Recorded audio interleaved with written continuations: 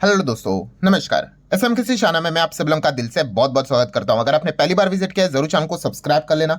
उसी के साथ साथ free stock market classes, let's learn stock market and finance दोनों चैनल को फॉलो करना। खास करके फ्री स्टॉक मार्केट क्लासेस इस चैनल पे आज के दिन जो वीडियो है उसको जरूर देख लेना। अगर आपने नहीं देखा है तो लिंक मैंने ऊपर आई बटन पे दिया है। काफी इंपॉर्टेंट वीडियो है। अगर आप शेयर मार्केट में ट्रेडिंग करते हो, इन्वेस्टिंग करते हो तो आपको ये चीज पता होनी चाहिए। एंड लगे आज जैसे मैंने आपको बताया कि let's learn stock market and finance, इस चैनल को भी फॉलो करके रखना क्योंकि कल है संडे और इस चैनल के ऊपर भी एक नया जबरदस्त लेक्चर अपलोड होने वाला है।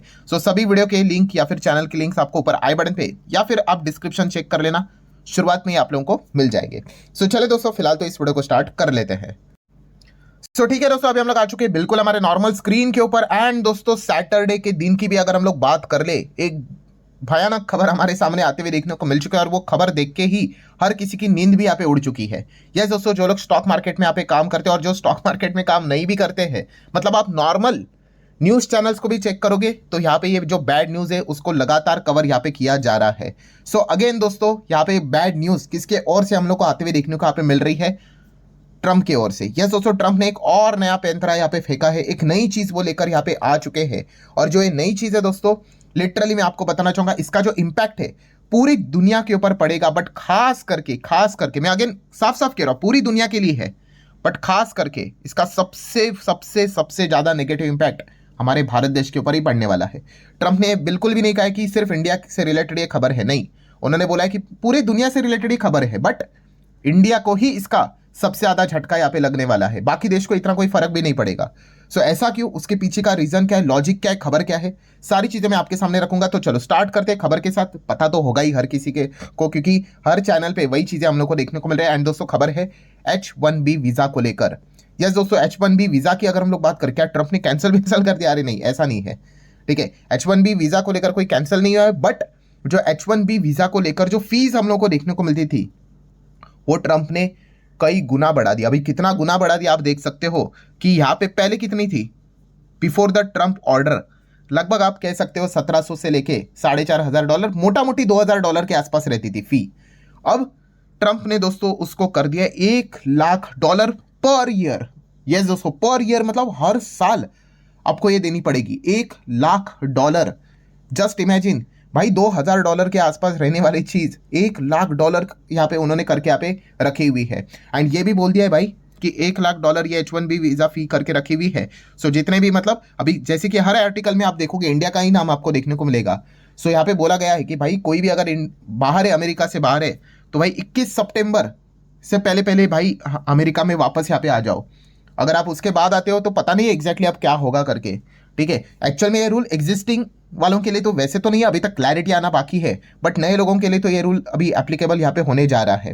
ठीक है, सो इतना बड़ा बम यहाँ पे हम कह सकते हैं ट्रंप ने यहाँ पे फोड़ा है। आई नो काफी लोग यहाँ पे सोचते होंगे कि सर आप H1B वीजा की बात करें, $1,00,000 की यहाँ पे बात करें, बट कुछ समझ में नहीं आ रहा है। तो कोई बात नहीं भाई, पहले तो मैं आपको मीनिंग बता देता हूँ, कोई रॉकेट साइंस वाली बात नहीं है। H1B वीजा होता क्या है? सो 3 पॉइंट्स आपको पता होने चाहिए। H1B वीजा मतलब क्या है, आप देख सकते हैं H1B visa is a US work visa for a skilled job. मतलब अगर आपको अमेरिका में जाना है, ठीक है, तो अमेरिका में अगर बाहर से लोगों को आपको अमेरिका में लाना है काम करने के लिए, तो उसके लिए ये H1B वीजा लगता है।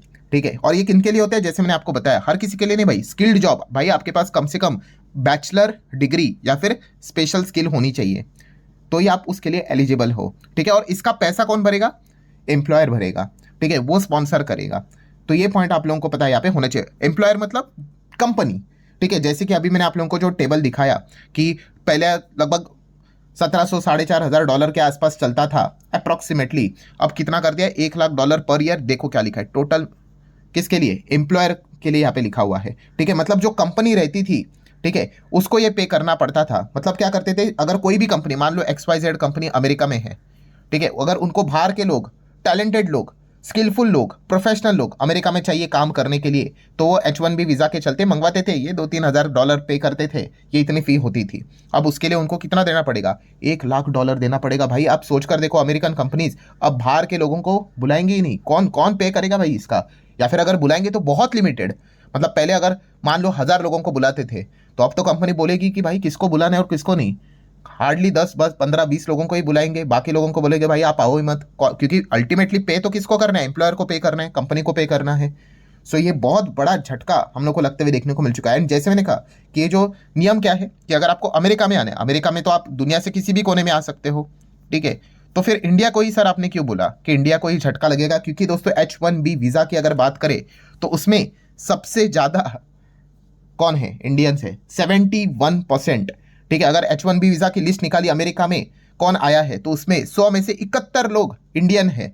देन चाइना के कितने? 11.7, देन कनाडा के ओनली 2, साउथ कोरिया 1.5%, फिलीपींस 1, कुछ भी नहीं। मतलब आप देख सकते हो सबसे ज़्यादा इंडिया वाले ही H1B वीज़ा के चलते क्या करते थे? अमेरिका में जाते थे, ठीक है, यहाँ पे पढ़ाई करते हैं, अमेरिका में जाके काम करते थे। आप सभी लोगों को यहाँ पे पता ही है, क्योंकि अच्छा पैकेज मिलता था और भी मल्टीपल चीज़ें यहाँ पे जो परक्विजिट रहते थे उस चीज़ के चलते। सो इसका जो इम्पैक्ट है दोस्तों, सो किसके ऊपर होगा? मतलब अमेरिका के ऊपर एंड इंडिया के ऊपर। तो दोस्तों आपको बताना चाहूँगा इसका इम्पैक्ट दोनों देशों के ऊपर होगा। मतलब देखिए अभी ट्रंप ने यहाँ पे क्या बोला है कि जो बाहर से टैलेंट यहाँ पे आता था, ठीक है, आप बुलाओ, कोई दिक्कत की बात नहीं। देखिए वो ऐसा कैंसिल नहीं कर सकते कि मत लाओ करके, ठीक है। वो क्या करेंगे? इस प्रकार की चीजें करके रखेंगे। जाओ $1 लाख, $1 लाख मतलब कितना हो गया भाई? 90 लाख के आसपास हो गया। $1 88 होता है ना, ऊपर से और प्रोसेस बिसेस ये ऐसा वैसा जोड़कर राउंडेड 90 लाख रुपया सालाना देना पड़ेगा, ठीक है। तो अल्टीमेटली अभी वो कंपनियां क्या करेंगी? बाहर के टैलेंट को मंगवाएंगी नहीं। तो अमेरिका को भी झटका लगेगा। क्यों? क्योंकि वो स्किलफुल लोगों को बुलाते थे भाई, ऐसे किसी को भी नहीं बुलाते थे, ठीक है। तो अब वो क्या करेंगे भाई? मतलब जो बाहर से जो लोग आते थे उनको यहाँ पे नहीं बुलाएंगे, काफ़ी कम बुलाएंगे। जैसे कि अगर मान लो कोई अमेरिका की कंपनी है, उनको अगर 100 लोगों की ज़रूरत है, अब वो क्या करेंगे? सिर्फ बाहर से अगर मंगवानी है कि भाई बहुत ही इंपॉर्टेंट व्यक्ति है जिसके लिए वो सालाना $1 लाख देने के लिए भी रेडी है, वो बोलेंगे चलो उन्हीं को मंगवाते हैं, 10 लोगों को बुलाते हैं बाहर से, ठीक है।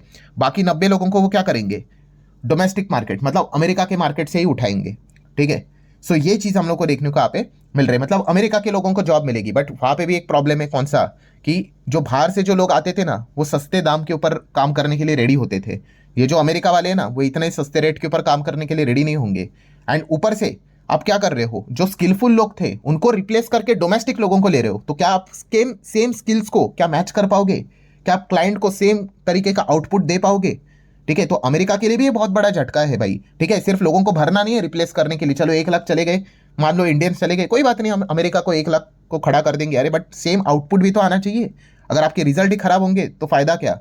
ठीक है। तो ये अमेरिका के लिए भी झटका लग सकता है। ये देखने वाली यहाँ पे बात होगी कि खास करके अमेरिकन टेक कंपनीज कैसा वर्क करेगी। तो ये एक पॉइंट देखने को मिला। और इंडिया के लिए झटका कैसा? तो जैसे कि सर ठीक है ना, इंडिया वाले लोग जाते थे अब नहीं जाएंगे, ऐसी बात नहीं भाई। जिसको जाना है वो जाके रहता है, ठीक है। अगर वो अमेरिका नहीं जाएगा, वो यूरोप जाएगा, किसी और कंट्री में जाएगा, बट वो वहाँ पे कमाते थे किधर? अमेरिका में।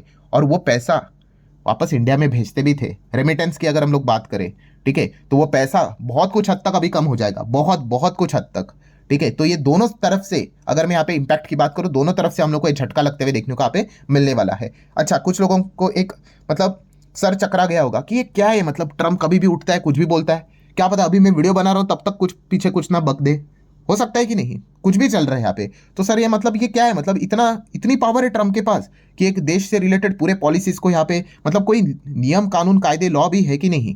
तो दोस्तों देखिए, कानून की अगर बात करें तो ये मैटर भी टैरिफ की तरह कोर्ट में जरूर चला जाएगा, ठीक है। बट ट्रम्प क्या करते हैं? देखिए हर एक व्यक्ति के पास ना कानून में पावर देके रखी हुई है। तो ट्रम्प के पास अगर डायरेक्ट उनको डिसीजन लेना है बिना कांग्रेस के, कांग्रेस मतलब वहां के जो पार्लियामेंट होती है, संसद होती है, उसको कांग्रेस बोलते हैं, तो उनके पास एक ही पैतरा होता है, कौन सा? National security. यस, मतलब क्या है कि अगर जो अमेरिका का जो प्रेसिडेंट है उसके पास एक पावर है कि भाई नेशनल सिक्योरिटी के चलते वो जो चाहे डिसीजन ले सकते हैं, ठीक है। और वो यही करते हैं नेशनल सिक्योरिटी का हवाला देकर कि भाई हम लोग ये कर रहे हैं, वो कर रहे हैं। आप यहाँ पे देख सकते हैं, देखिए यूएस प्रेसिडेंट ट्रंप ने बोला है कि H1B वीजा का अब्यूज मतलब मिसयूज हो रहा है एंड ये नेशनल सिक्योरिटी के लिए थ्रेट है, इसलिए मैं डिसीजन ले रहा हूँ।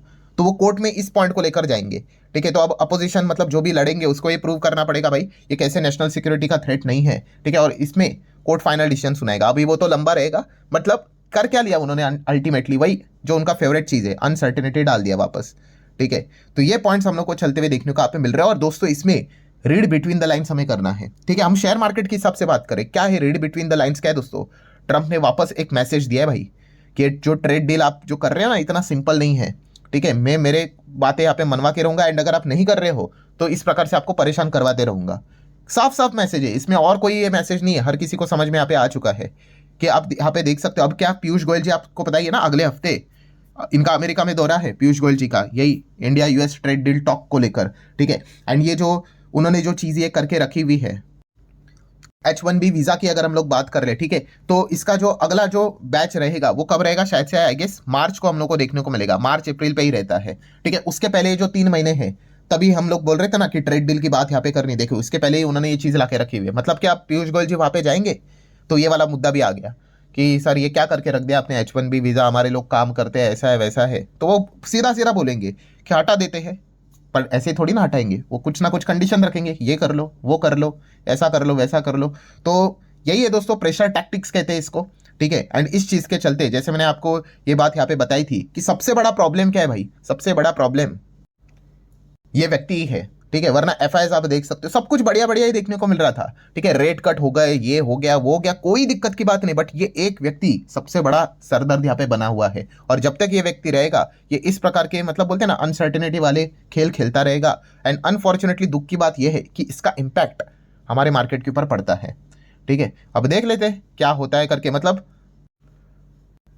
फाइनल कंक्लूजन क्या है दोस्तों, फाइनल कंक्लूजन आप यही यहाँ पे कह सकते हो कि यहाँ पे जो अब अमेरिका में जो बिजनेस करने वाली कंपनियां हैं, काम करने वाली कंपनियां हैं, एंड वो खास करके बाहर से जो टैलेंट मंगवाती थी, अब उनके लिए वो टैलेंट मंगवाना, मतलब अभी भी मंगवा सकती है, पैसे तो मंगवा लो। मतलब आप यही समझ लो कि उस लेवल पे वो नहीं मंगवा पाएगी, कुछ हार्डली कुछ ही लोगों को बुला पाएंगे, बाकी डोमेस्टिक लेवल पे ही वो हायरिंग करेंगे, रिक्रूटमेंट करेंगे। बट इस चीज़ के चलते उनका क्वालिटी ऑफ वर्क काफ़ी डेटोरिएट हो सकता है, नीचे भी यहाँ पे आ सकता है। सो देख लेते हैं अब इस चीज़ का इम्पैक्ट भी किस प्रकार से यहाँ पे बाजार के ऊपर भी यहाँ पे पड़ता है सोमवार के दिन। सो जितने भी इंपॉर्टेंट पॉइंट्स थे वो सारे मैंने आसान भाषा में आपके सामने यहाँ पे रख दिए हैं। वीडियो हेल्पफुल लगा होगा, चाहो तो लाइक एंड शेयर कर सकते हो। मिलते हैं अब अगले वीडियो में, तब तक के लिए बाय बाय।